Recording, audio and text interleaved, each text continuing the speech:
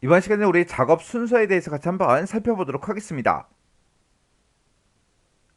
자, 우리가 이제 엑셀 파일을 가져올 때 그때 이제 작업 순서요. 얘는 이제 엑셀 파일을 이제 가지고 오는 거예요. 자, 우리가 이제 엑셀 파일을 가지고 올 때는 우리가 이제 외부에 들어있는 그런 데이터를 이제 가지고 오는 거라 우리가 이제 맨 위에 메뉴에 보게 되면 우리 외부 데이터라고 있습니다. 이 외부 데이터를 이제 땅 하고 이제 클릭해주고 여기서 이제 가져오기 및 연결 이곳에 들어가게 되면 우리 이제 새 데이터 원본이라고 있어요. 거기서 이제 우리가 파일에서 요걸 이제 선택한 다음에 우리가 이제 엑셀 파일을 이제 가지고 올 거니까 우리가 엑셀 요거를 이제 땅 하고 이제 클릭해주면 돼요. 그때 우리 이제 엑섹스 화면으로 보게 되면 지금처럼 우리 엑섹스 화면이 이렇게 있을 때 여러 가지 이제 메뉴들이 맨 위에 쭉쭉쭉 있죠.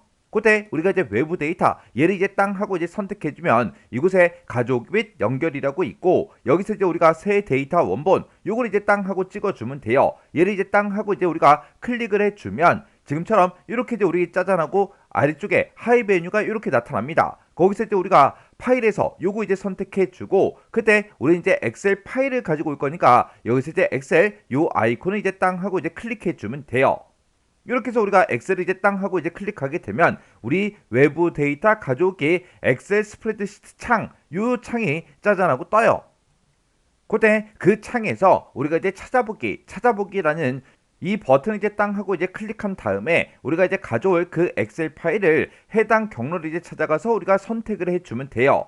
그리고 그 창에 보게 되면 내가 이제 가져올 그 엑셀 파일을 이제 선택했잖아요. 그 엑셀 파일에 들어있는 그런 데이터를 가지고 올 때 어떻게 가지고 올지 그걸 이제 우리가 선택을 해줄 수 있는데 거기서 현재 데이터베이스에 새 테이블로 이제 원본 데이터를 이제 가져와라. 이걸 이제 우리가 땅 하고 이제 선택을 해주면 됩니다. 그 화면이 지금 이렇게 이제 생겼어요. 우리 외부 데이터 가져오기하고 엑셀 스프레드시트하고 이렇게 이제 창이 짜잔하고 뜨죠.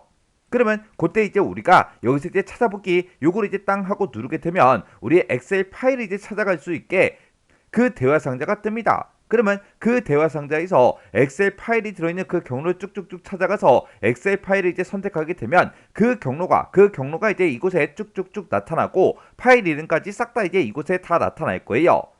그리고 그 밑에 보게 되면 현재 데이터베이스에서 데이터를 이제 저장할 그 방법 그리고 그 위치를 이제 지정해라 그렇게 떴죠. 이곳에 보게 되면 우리가 이제 크게 세 가지를 이제 선택할 수 있어요. 요 첫 번째 게 현재 데이터베이스에 새로운 테이블로 그 엑셀 파일에 그 데이터를 이제 가지고 오겠다.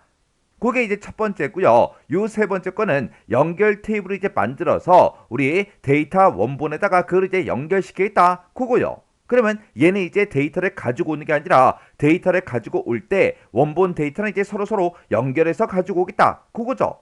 그리고 우리 요 중간에 있는 이 두 번째 거는 우리가 새로운 테이블로 이제 만드는 게 아니라 내가 여기서 이제 특정 테이블을 이제 내가 선택해 주면 그 테이블에다가 우리가 엑셀 파일에 들어있던 그 데이터를 이제 내가 추가시켜 주는 거예요. 그래서 우리 엑셀 파일에 들어있는 그 데이터를 이제 가지고 올 때 어떻게 가지고 올지 그걸 여기서 우리가 선택을 해주고 여기서 이제 확인 버튼만 이제 땅 하고 눌러주면 됩니다. 그래서 우리는 현재 데이터베이스에 새로운 테이블로 그 엑셀 파일에 들어있는 그 데이터를 이제 가져오겠다. 요걸 이제 선택을 해주고 그리고 나서 우리가 확인 버튼을 이제 땅 하고 누르게 되면 이제 스프레드시트 가져오기 그 마법사가 이제 짜잔하고 뜬다고요.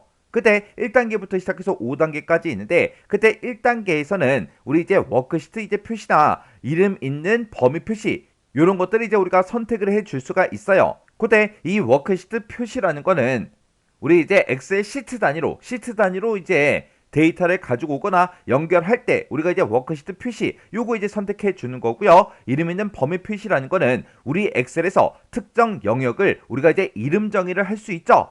그렇게 엑셀에서 이제 이름 정의해 놓은 그 범위를 이제 단위로 해서 내가 이제 엑셀에 들어있던 그런 데이터를 가지고 오거나 연결할 때 이제 사용하는 게 이름 있는 범위 표시라는 거요.